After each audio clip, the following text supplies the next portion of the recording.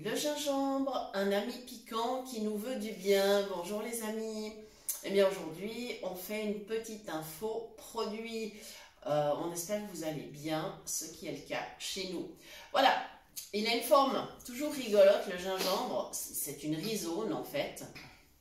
Et principalement, donc, il est cultivé en Inde et en Malaisie. Bon, dans d'autres régions aussi, mais ce sont les principaux producteurs. Côté cuisine, on le retrouve dans beaucoup de cuisines. Alors évidemment, cuisine indienne, les cuisines asiatiques. Il est très présent en Chine, en Thaïlande par exemple.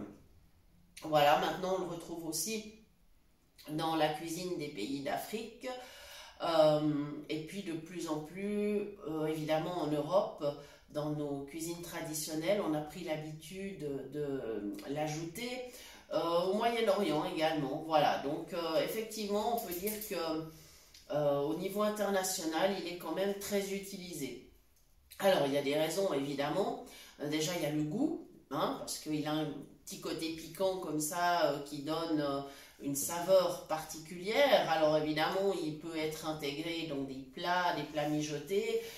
Ça peut être des plats de viande. On peut l'ajouter évidemment dans un plat de poisson, dans une sauce pour les poissons. Enfin, il n'y a vraiment pas de souci avec des légumes.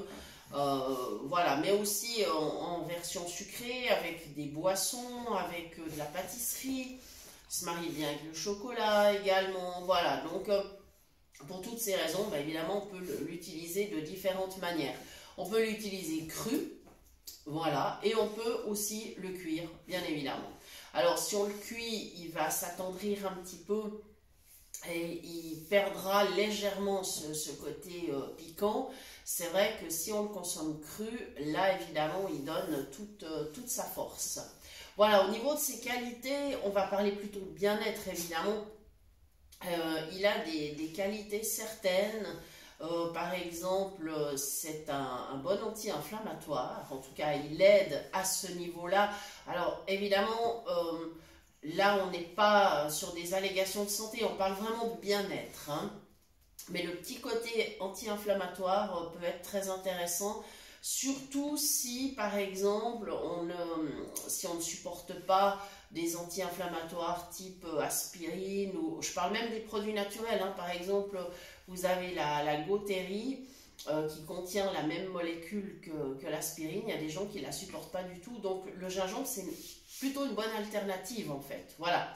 Alors, petite précaution quand même, si vous souffrez d'un ulcère à l'estomac, il vaudra mieux ne pas le consommer parce que ça peut poser un problème. Et de même si vous êtes sous anticoagulant.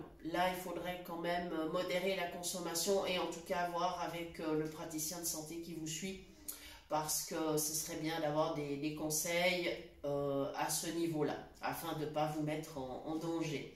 Voilà. Il est génial aussi contre le mal des transports. On peut en consommer tout simplement une petite lamelle comme ça crue si on veut, ou bien en râper un petit peu dans une boisson avant de partir, par exemple, si on est malade en voiture, en bateau, je sais pas, enfin voilà, ça peut vraiment aider.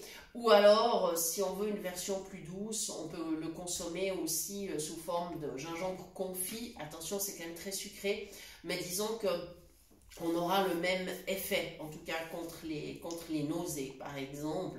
Alors c'est un bon anti-infectieux.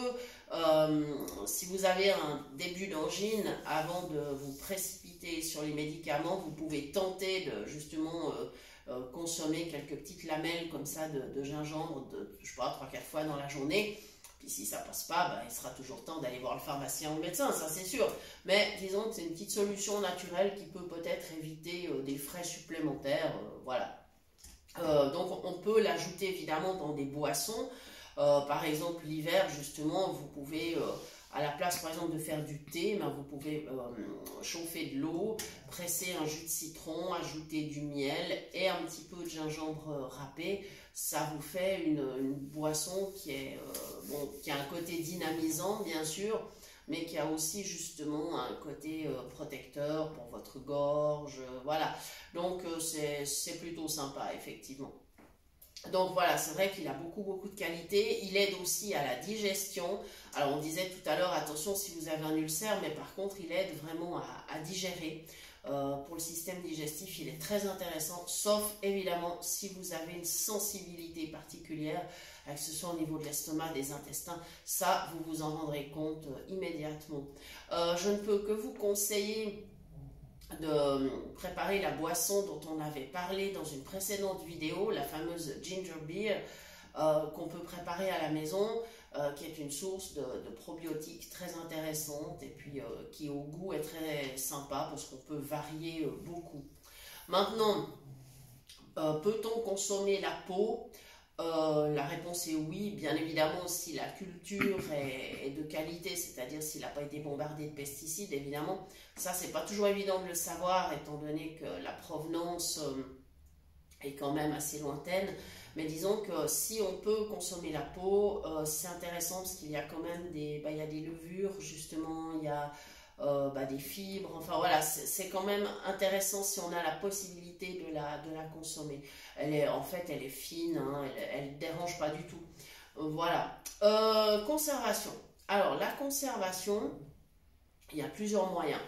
Si on en consomme régulièrement, on peut le garder comme ça dans sa cuisine, ça ne posera pas de problème parce qu'il sera consommé assez rapidement.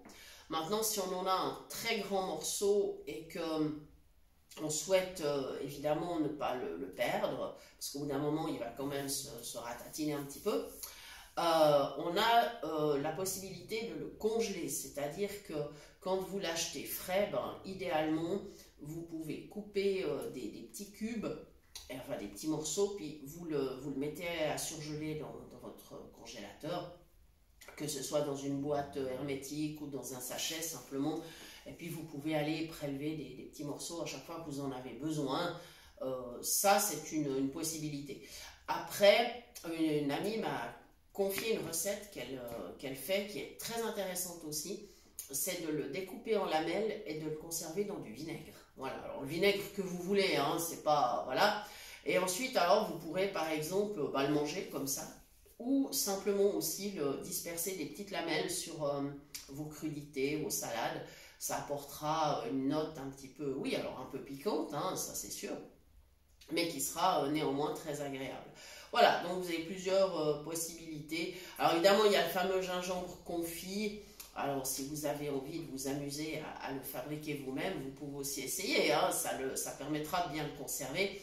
Mais comme on disait tout à l'heure, attention, il y a quand même pas mal de sucre, hein, à ce niveau-là. Voilà, je crois qu'on a un petit peu fait le tour. Si vous avez des astuces, des recettes, n'hésitez pas à nous les donner en commentaire ou à nous les envoyer. Voilà, c'est toujours intéressant. Voilà. En tout cas, c'est bien d'en avoir chez soi, si on aime, évidemment. Et il peut toujours être utile. Voilà. Il peut non seulement donner de la finesse et une saveur à nos plats de cuisine, mais aussi être un allié du bien-être. Voilà, et bien les amis, il me reste à vous remercier de nous avoir suivis et je vous donne rendez-vous très vite pour de nouvelles idées cuisine.